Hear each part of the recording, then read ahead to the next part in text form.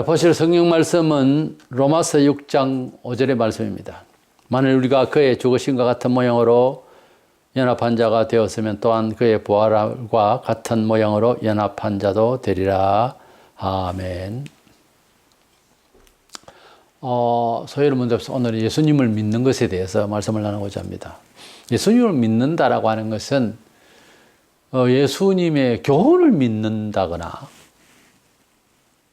이런 것이 아니고 예수님이 어떤 분인가에 대해서 알고 믿는 거예요. 그러니까 예수님이 우리 죄를 위하여 돌아가신, 대속하신, 우리를 대신해서 벌을 받으시고 하나님의 뜻을 이루신 예수님을 믿고 속죄를 얻는 것, 그리고 예수님이 부활하신 것까지 믿는 것을 예수 믿는 것이라 하는 것입니다. 이래서 한자말로 예수의 사화를 함께 믿는 것이 예수 믿는 것입니다. 그렇게 믿으면은 속죄와 영생을 약속받습니다. 그것은 체험이 어느 정도 되어집니다. 그 체험된 것을 어느 정도 설명할 수가 있습니다. 때문에 기독교인이 된다고 하는 진정한 의미에서 종교인이 아니고 일반 사회에서 말하는 나는 불교다, 나는 기독교다 이런 종교를 선택한 문화생활을 한다 그 말이 아니고 영생을 얻었다, 속죄함을 받고 영생을 얻었다 하는 일입니다. 그래서 교회 안에는 두 가지 종류의 사람이 있어요. 크게는 예수를 믿고 영생을 기다리고 있는 사람이 있는가 하면 종교 생활로서 안 믿는 것보다 나으니까 종교 생활로서 교인 생활을 하는 사람이 있습니다. 이래서 성경에서 말하는 예수를 믿는다는 그 믿음의 내용에 대해서 이런 것이다 하고 서열의문답 86번부터 설명을 하고 있습니다. 먼저 예수 그리스도를 믿는다는 것이 무엇입니까? 답은 예수 그리스도를 믿는다는 것은 일종의 구원의 은총입니다. 그것에 의하여 우리는 복음에서 우리에게 제시된 대로의 그분만을 받아들이고 의지하여 구원을 얻는 것입니다. 예수를 믿는 것은 다른 종파가 많아서 거기 갈 수가 있는데 예수님이 내 생각에 어떤 생각? 도덕적으로 좀 좋게 보는 사람은 도덕적으로 좋다. 능력 발휘하는 것에 대해서 좋게 여기면 능력 발휘하니까 좋다. 또 즐거우니까 나는 즐거운 성격이니까 교회 가면 재밌다. 그래서 교회가 좋다. 별의별 이유가 있을 수 있어요. 근데 성경에서 말하는 예수는 어떻게 믿어야 되는 거 하니까 다른 종교는 다 아니고 예수만이 영생 구주가 되신다 하는 것을 믿는 거예요. 예수님은 하나님의 한 분밖에 없으신 독자로서 이 세상에 오셔서 독생자 예수께서 내 죄를 위하여 돌아가셨고 독생자 예수께서 부활하셨고 이런 교주면 교주가 세상에는 없다는 거죠. 둘도 없고 있을 수도 없는, 왜? 하나님은 한 분밖에 없으신 독생자를 주셨으니까. 이래서 예수님께서는 내가 오직 믿어야 하고 꼭 믿어야 되고 한 분밖에 없으신 구주다, 구원자다 하는 식으로 믿어야 되는 것입니다. 요한복음 6장 40절에 내 아버지의 뜻은, 예수님이 하신 말에 하나님 아버지의 뜻은 아들을 보고 믿는 자마다 영생을 얻는 이것이니 마지막 날에 이를 다시 살리리라 하시니라 그랬습니다. 하나님은 예수를 이 세상에 보내실 때 목적이 뭐냐? 병 고치고 부자 되고 무슨 귀신 쫓아내고 이런 것을 하기 위한 주 목적이 아니고 그것은 그런 예수다, 그런 전능하신 분이다 라는 것을 보여주기 위해서 하나님 아들의 권세, 하나님 아들을 인식시키기 위한 하나의 여건으로서 보여주셨지. 예수님께서 공적으로 전도하실 때 3년 동안 귀신만 쫓아내고 능력을 안 했습니다. 사람 낳은 사람 3년 동안 다 해봐야 몇 명 안 됩니다. 그게 중요한 게 아니고 기적을 이루시고 하는 것에 대해서도 일반 사람하고 다르죠, 물론. 그러나 그런 걸 통해서 하나님이 이 세상에 우리를 구원하시기 위해서 아들 이 세상에 주신 사실, 하나님 아들이심을 증명하기 위한 자료로서 그렇게 능력을 행사하신 것입니다. 오직 하나님께서 아들 이 세상에 주신 것은 그를 통하여 영생을 얻도록, 그러니까 사람이 이 세상 짤막한 세상 살면서 잘 살기 위해서 예수를 주신 것이 아니라 이 세상 지구촌에 난 모든 사람은 지옥을 가야 할 행편에 태어난다는 뭣도 모르고 나와서 안 믿을 바에야 안 태어나는 게 좋아요. 믿으려 하면 태어나야 돼요. 그래서 태어났으면 무조건 걸을 수 있으면 교회부터 먼저 걸어와야 돼요. 예수를 믿어야 돼요. 일단 예수 믿지 않으면 난처하게 태어나는 거예요, 다. 그래서 하나님께서 아들을 주셨는데 이 아들 이 세상에 보내신 것은 문화적인 행위나 무슨 발전을 위한 것이 아니라 무슨 도덕도 아니고 윤리도 아니에요. 세상 옳게 만든다고요. 가르치고 윤리적으로 한다고 바로 살기 운동 해보세요. 되는가? 밤새 안녕이요. 안 됩니다, 잘. 물론 바로 살기 위해서 열심히 노력을 해야지. 근데 그걸로 마치 구원인 양 기독교에 본질적으로 해야 할 일인 양 한번 해보세요, 힘써. 안 됩니다, 그게.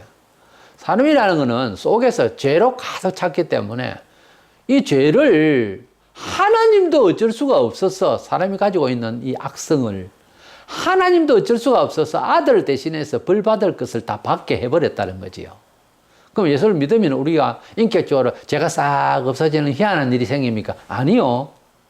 다소 회개하고 반성은 하지만은 반성은 불신자도 하잖아요.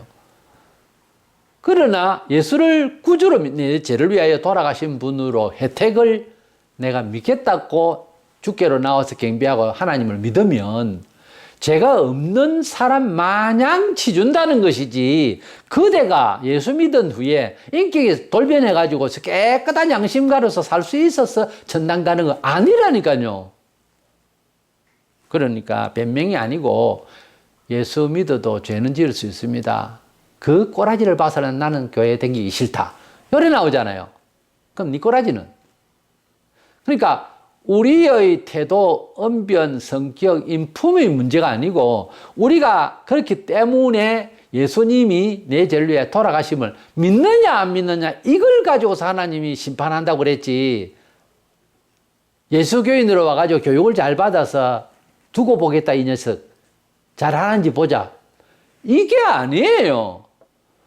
그렇게 어려운 하나님인 것 같으면 꼭 교회당에 와가지고 열심을 내고 주야로 기도해야 되고 꼭 그렇게 할 필요가 뭐 있어요. 적당히 세상 살다가 혹시 죄 지을 이유가 있을 때는 좀 참고 인내하죠. 잘 안 되지만은. 불신자는 심판이라는 것을 몰라도 윤리 도덕적으로 잘 키우는 집안도 있습니다. 그런데 그것만 가지고 죄인이다 아니다가 구별할 일이 아니라는 것을 우리가 예수 믿고 난 뒤에 사람을 관찰해 보면은 어마무시한 죄성을 가지고 있어요, 사람은. 그거를 인정 안 해요, 보통 사람은. 일반 사회인들이 그걸 인정하면 벌써 다 통곡을 하고 어쩌면 이렇게 더럽고 추악하고 못난 것이 인간이며 이 죄를 어찌할까 하고 스스로 탄식하고 괴로워하죠. 그런 사람 어디 있어요? 다소 깨어있는 사람, 다소 인간적인 입장에서 깊이 연구를 하는 사람은 방황을 조금 할 수 있어요. 어떻게 사람이 이럴 수 있는가 하는 생각이 들어요. 사회의 추악한 죄, 무서운 죄 이런 걸 서로 뉴스를 통해서 보거나 이웃에서 보면, 또는 내 자신이 범죄를 저지르고 난 뒤에는 깜짝 놀라죠. 어떻게 이건 내가 아니다. 나는 이렇게까지 살아야 할 그것도 아닌데 왜 이럴까? 뭐 이런 생각은 할 수가 있겠죠. 그래서 제 말은 그게 인간이란 말이에요. 그런 죄를 내가 안 지어도 그런 게 내 속에 다 있다 이 말이에요. 이런 인간이 예수 믿어도 하루아침에 착하게 돼가지고 좋은 사람이 된다. 아니요. 예수 안 믿는 집안에서 태어나도 교육이 좀 바로 되어지고 한 집안에 큰 죄를 저지르거나 욕심을 과도해내거나 살인을 행각을 그런 사람이 아닌 사람이 많아요. 예수 믿고도 그런 사람보다 더 못한 죄도 지을 수 있는 게 사람이에요. 그런데 문제는 일단 회개하고 예수님께로 돌아와서 새롭기를 바라는 믿음이 있느냐 하는 문제를 하나님은 보시는 거예요. 베드로가 죄가 하나도 없고 예수 믿기로 했는데 사도 바울이 부름을 받고 났는데 죄를 안 지었어. 그래서 구원을 받고 그래서 하나님 일을 할 수 있었느냐? 그게 아니고 준비된 사람으로서 돌변시켜서 성령을 부어주셔서 이렇게 쓰이게 하신 거예요. 그 사람 이름도 없는 사람 불른 것이 아니고 그때 당시에 인지도가 높고 똑똑한 사람이고, 그래서 그를 돌변하게 해서 그에게 성령을 부어주셔서 구약 성경이지만은 하나님의 메시지를 알고 있는 사람을 복음으로 제대로 설명할 수 있도록, 예수를 통하여 구약을 설명해낼 수 있도록, 메시아인 것을 증명할 수 있도록 사용을 하신 거예요. 준비한 그릇으로서. 내 표현이 아니고 성경에 준비한 그릇으로서. 아무나 불러가지고 금방 지혜롭게 한다 그런 뜻이 아니에요. 하나님은 굉장히 좀 자연스럽게 하십니다. 사회상식으로 볼 때에 뭐 어렵다, 자기가 착하다 이런 사람 앞에서 너는 착한 것 인간이 아니다라는 것을 보여주기 위해서라도요, 무식하고 악한 사람을 돌변시켜서 변화시켜서 딱 들이대 버립니다. 그러면은 착한 척 하던 사람이 부끄러워질 수 있도록 해버려요. 그리고 세상에 지혜롭다 그러고 율법적으로 뭐 대단하다 그러고 이런 사람 앞에서 율법 교사로서 최고 가는 바울을 변화시켜서 녹여서 복음의 사람으로 만들어서 대적하게 만드는 거예요. 그래서 유대인들이 처음에 상당한 거부가 있었어요. 바울에 대해서. 왜? 교회를 핍박하는 율법 교사였으니까요. 집안 빼대가 아예 골수분자입니다. 거구파죠, 말하자면. 그런데 그가 예수 만나서 변하고 난 뒤에 율법주의는 잘못됐다라고. 로마서부터 시작해서 보면은 아주 철저히 설명하고 있습니다. 왜? 무식한 사람에게 그것을 할애를 한 것 아니에요. 베드로는 어부였고 3년 동안 배웠습니다만은 꼭 바보는 아니에요. 그러나 그 수준이 바울 수준은 아니거든요. 베드로 전서 후서를 썼습니다만은 베드로 전서 내용을 보면 좀 묵직하고 투박합니다. 내용이. 베드로가 가지고 있는 지성의 수준이란 말이에요.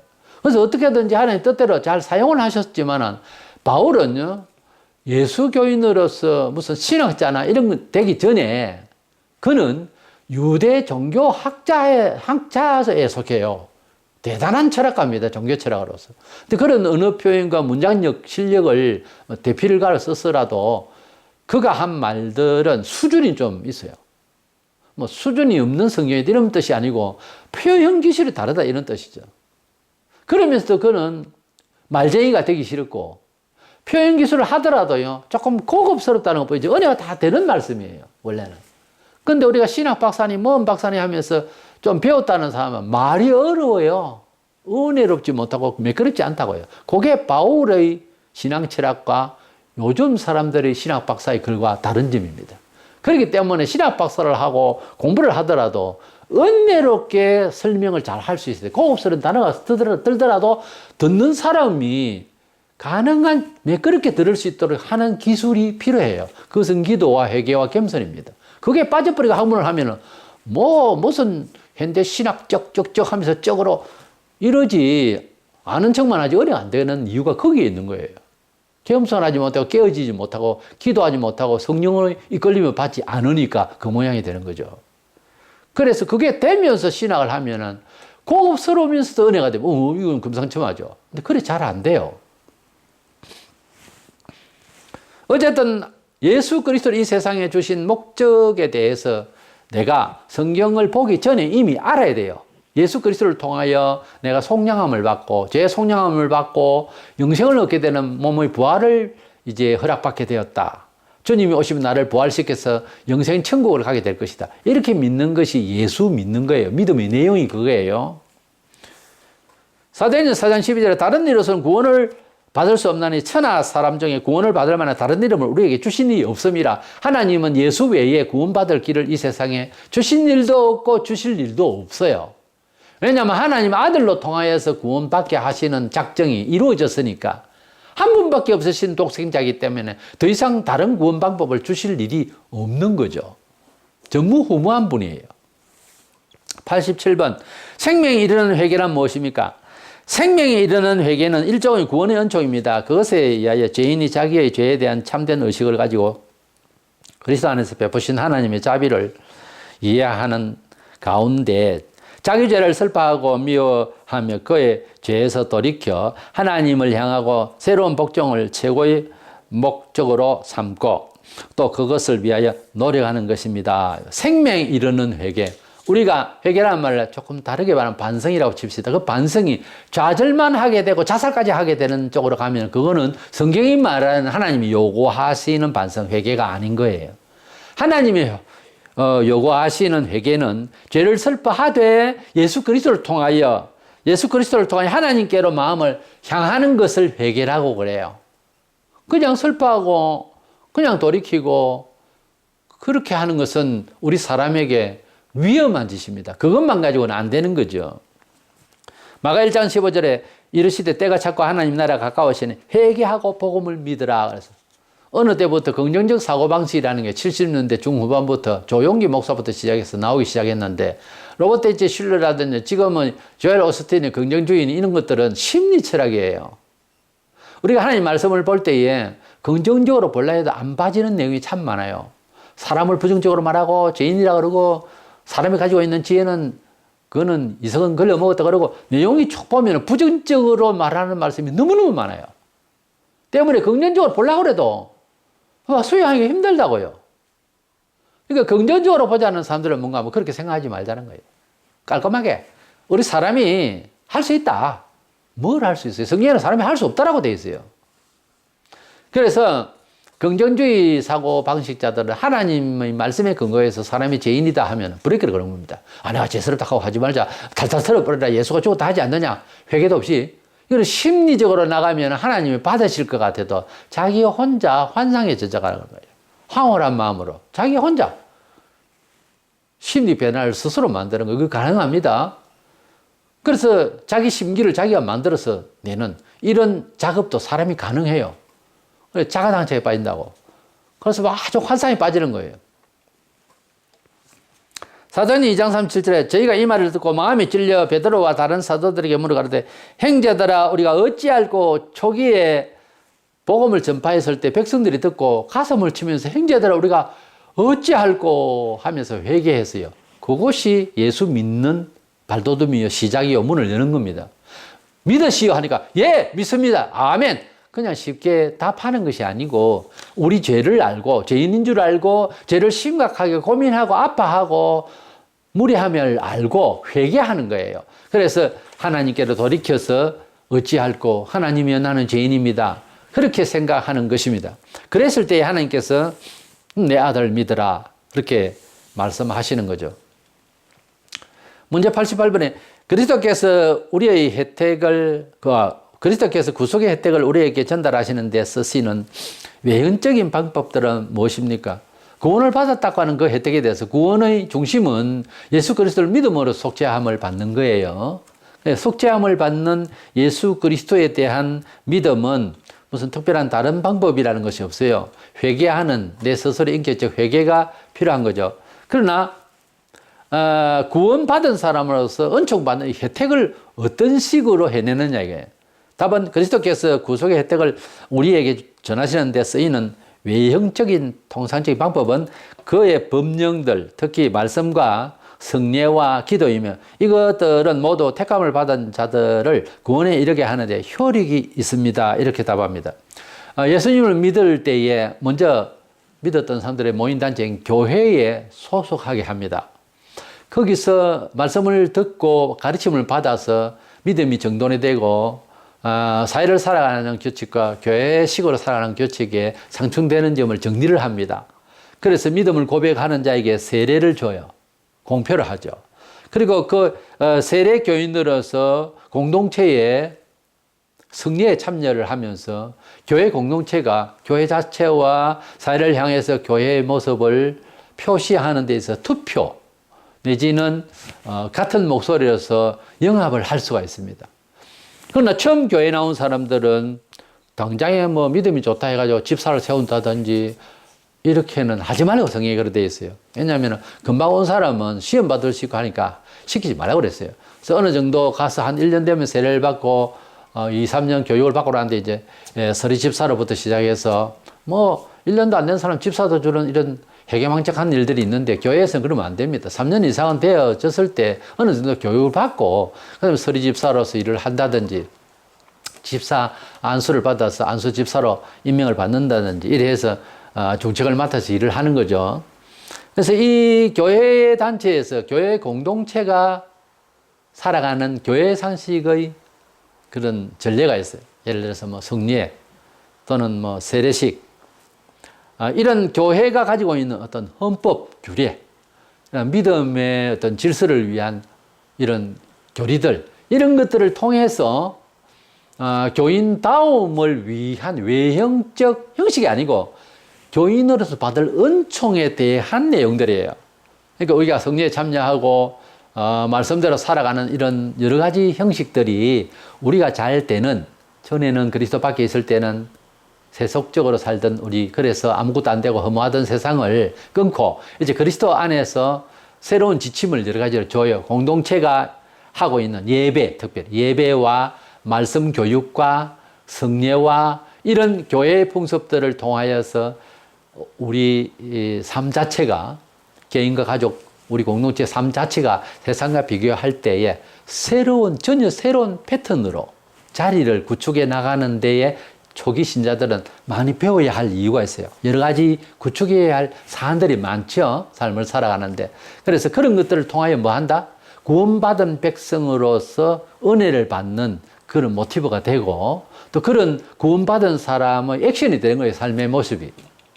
이래서 그런 것들을 우리가 마다해서는 안 되고, 그런 걸 통하여서 교회에서 이루어가고 있는 삶의 양식을 통하여서 우리가 은혜를 받는 그런 교회가 주시는 이런 하나님이 교회를 통해 주시는 이러한 처세, 교회 헌법, 그런 교회의 어떤 지교회마다 약간씩 차이가 있겠습니다. 운영의 방침 이런 것들을 순종해 나가는 것입니다.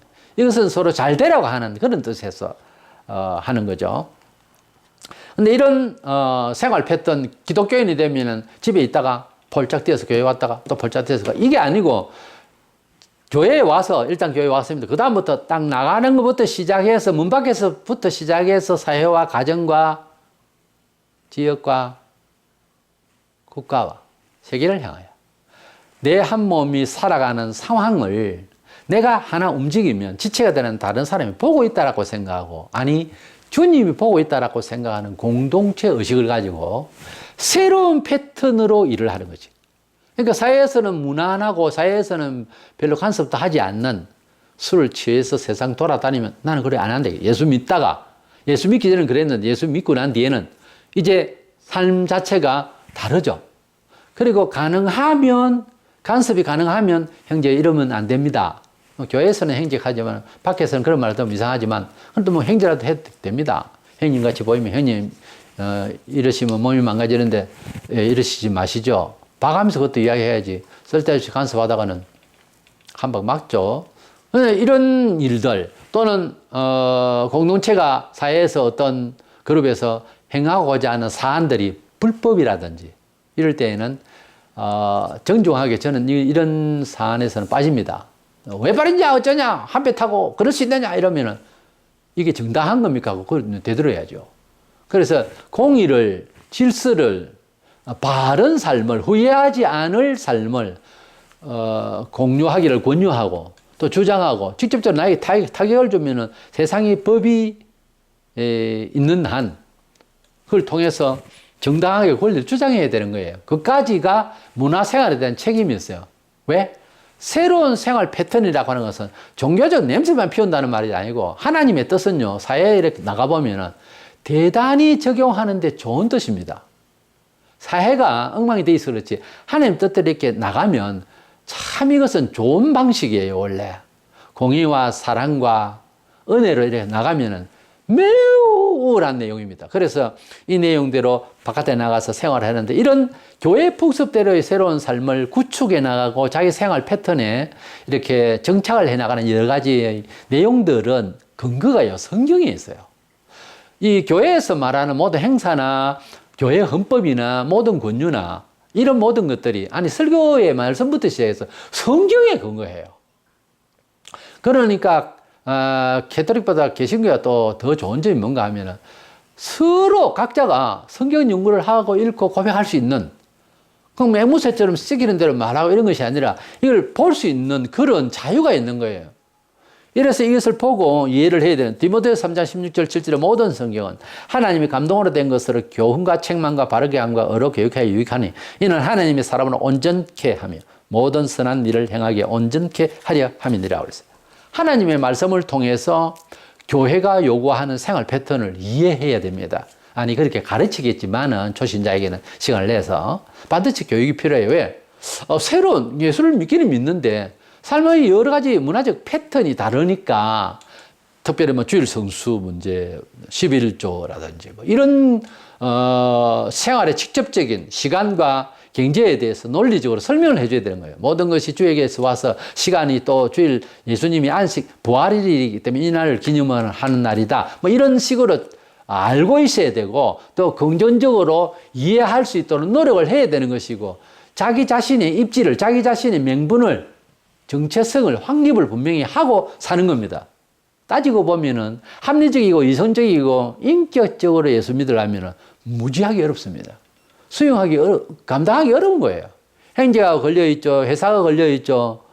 당장에 있잖아요. 그게 어렵습니다. 자식이면 부모에게 말을 들어야 되는데 또 특별히 나는 우리 부모를 더 섬겨야 된다는 법이 없지만 또 더더구나 그렇게 해야 되는 경우에 발생할 때 예수교인이 돼가지고 교회에 나가야 된다. 주일날은 부모 말을 안 듣는다. 굉장히 어려워지겠죠. 집집마다 다 다릅니다만 그러나 그런 가운데서 더 은혜의 역사는 더 클 수 있습니다. 기도를 가지고 믿음을 가지고 주의 뜻을 먼저 생각하고 그 다음 부모와 가정이죠.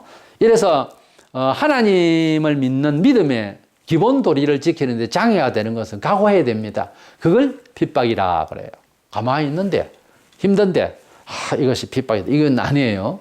하나님 뜻대로 살려고 하니까 방식이 차이가 나니까 우리 옆집에 장로도 그렇게 안 살고 그렇게 안 독하고 집사도 그래 안 살란다. 왜 너는 이런 식이냐? 이렇게 하더라도 하나님 말씀대로 살려고 노력하는 것이 내 영혼이 잘 되고 또 결국은 사회에 빛이 될 수 있는 그리스도의 빛이 반영될 수 있는 삶의 패턴이니까 하나님 말씀대로 따라가는 것이 정확한 것이다. 우리 예수님께서 이 세상에 오셔서 십자가를 지시고 우리 죄를 위하여 돌아가시고 사흘 만에 부활하셨다가 40일 동안 계시다가 하늘로 올라가셨는데 재림하실 것인데 주님이 우리에게 바라시는 것이 뭘까요? 그래 나를 기억하고 나를 우상세해라 그 말입니까? 아니요. 내가 너희에게 일러준 말을 듣고 실천하라고. 하나님의 말씀대로 살아가는 게 이제 예수 믿는 일이라니까요. 그래서 교회에서는 하나님 말씀 외에 딴소리 하면은 이단이라고 합니다. 하나님 말씀에 예수님만 구주다 하는데 마리아도 구원자 내려버리면 이거는 이단이에요. 이단이 뭐냐? 하나님의 보편 진리를 벗어난 반역하는 행위 내지는 더하고 빼고 해서 하나님을 바로 믿도록 저해하는 바로 믿는 자에게 저해하는 내용으로 우리를 미혹할 때 그것은 이단의 영이라 할 수 있습니다. 예수님께서 재림 안 하셨는데 재림하면 죽은 자 가운데서 예수 믿는 자는 벌써 부활하고 우리도 몸이 변화를 받아야 되는데 재림한 예수가 우리나라에 한 30-40명 됩니다. 그랬는데 아무도 부활 안 했잖아요. 그래서 이게 이제 문제거든. 이런 것들을 이제 이단이라고 그래요. 이래서 우리는 예수님을 믿으면은 어떻게 잘 믿고 어떻게 생활해야 될 것이냐. 그 믿음에 대한 내용인데요. 여기에는 결론은 뭔가 하면은 예수는 말씀이 육신을 입고 오신 분이라 신구약 성경을 기초로 해서 믿음의 패턴을 갖추어 나가는 이 삶의 전폭적인 변화가요. 그대가 예수를 믿는다는 상징적인 행위가 됩니다. 말만 예수 믿는다가 되는 게 진짜 회개하면 이런 성경적 원리로서 교회가 요구하는 모든 생활 패턴을 좋아하고 따라가게 되어 있어요. 자꾸 거부가 됩니까? 교회가 요구하는 일이 싫어집니까? 힘들어요. 그것은 교회가 힘들게 하는 것이 아니라 그대가 영혼이 주님께 온전히 들어지지 못해서 그래요. 주님을 정말 사랑하면 따라가요. 좋아서 따라가요, 그거는. 그렇게 되는 줄로 알고 자기를 점검하고 돌아보면서 이 마지막 시대에 우리는 예수 그리스도를 정말 성경대로 믿고 있는가? 또 성경의 내용을 기초로 한 교회의 풍습을 사랑하고 있는가? 아니면 교회가 변질되어서 세속화되고 있는 점이 보이는가? 잘 반성해서 하나님의 뜻대로 살려고 하는 노력이 우리에게 특별히 이 시대는 더 신중히 필요하다는 점을 알고 예수님은 역시 성경대로 믿어야 하니 성경을 좀 많이 읽는 생활도 필요하고요. 해석의 시간도 필요하고 물어보고 그래서 평생 믿을 예수인데 그렇게 간단하게 생각하면 안 됩니다. 본성적으로 배운 사람이나 아니나 너나 나나 할 것 없이 다 성경 안에 들어가면 무지해요. 모르는 게 참 많아요. 경험해야 될 부분도 많고요. 해석해야 될 부분도 많고 꼭 믿고 붙들어야 할 부분도 많고 내용이 어렵습니다. 그래서 성경을 배우고 듣고 익혀서 남은 세월에 좀 더 유능한 성도다운 삶을 살 수 있는 저와 여러분 되시기를 축원합니다.